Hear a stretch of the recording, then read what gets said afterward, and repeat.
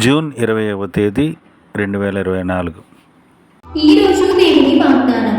విచారమును కొట్టివేసి నేను వారికి ఆనందమును కలుగజేతును.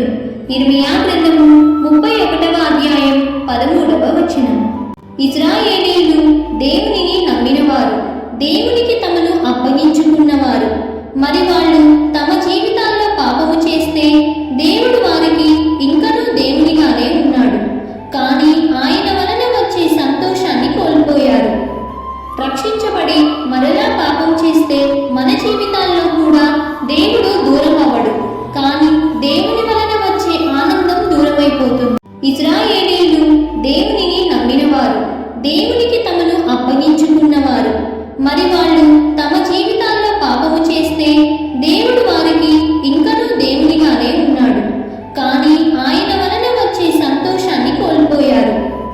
రక్షించబడి మరలా పాపం చేస్తే మన జీవితాల్లో కూడా దేవుడు దూరం అవ్వడు, కానీ దేవుని వలన వచ్చే ఆనందం దూరమైపోతుంది. కాబట్టి